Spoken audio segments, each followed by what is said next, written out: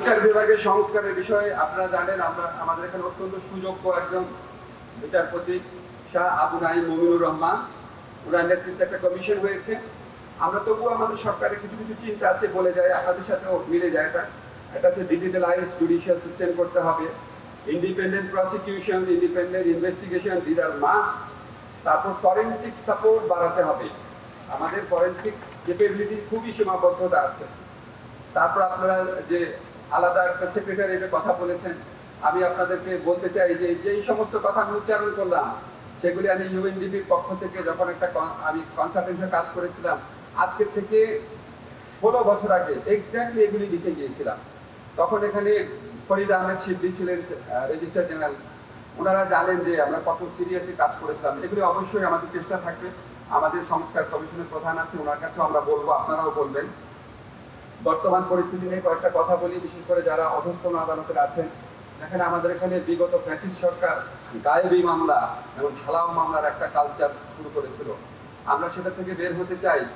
মানুষের মনে অনেক ক্ষোভ আছে, অনেক অসন্তোষ আছে, এই সমস্ত গায়েবী মামলা দেখার সংস্কৃতি দেখার অভ্যস্ততা আছে। অনেকের বিরুদ্ধে ঢালাও মামলা হয়ে যাচ্ছে। আপনারা যারা নিম্ন আদালতের বিচারকরা আছেন, আমার চেয়ে আপনারা আইন ভালো জানেন। বিচারিক আইনগত প্রক্রিয়ার মধ্যে থেকে মানুষকে যতটা পারা যায় হয়রানি থেকে মুক্তিপদ দেন। আপনারা যখন পুলিশের কাছে নির্দেশ দেন, আমি শুনেছি যে একটা দিয়েছিল তদন্তপূর্বক এফআইআর এর, তদন্তপূর্বক এফআইআর এর পদক্ষেপ নেওয়া। এটা নাকি আবার হাইকোর্টের একটা রায় বলা হয়েছে যে আদালত থেকে পুলিশের কাছে যেটাই পাঠাবে সেটাকেই অটোমেটিক্যালি এফআইআর হিসেবে নেওয়া। এরকম যদি রায় থাকে, নিশ্চয়ই আমাদের অ্যাটর্নি জেনারেল অফিস থেকে চ্যালেঞ্জ করার চেষ্টা করা হবে। আপনারা আপনাদের আইনগত ক্ষমতার মধ্যে যতটুকু পারা যায় করবেন।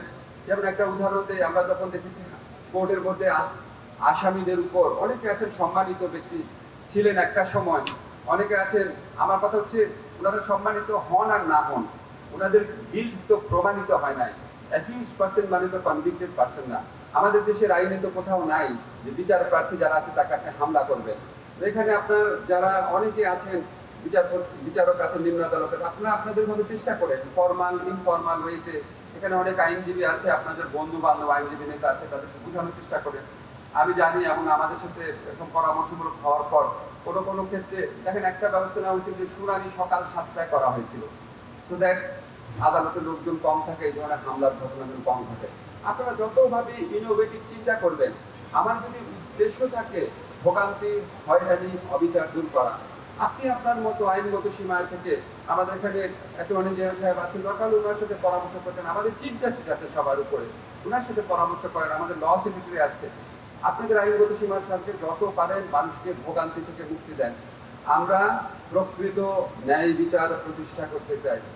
আমরা ঢালাও মামলা, বিচার বিভাগকে ব্যবহার করে মানুষকে হয়রানি করা, মানুষের জীবন জীবিকাকে নিশ্চিহ্ন করা, মানুষের ক্রমাগত ক্ষত ক্রোধ ক্রন্দন সৃষ্টি করা, সেটা থেকে বের হতে চাই।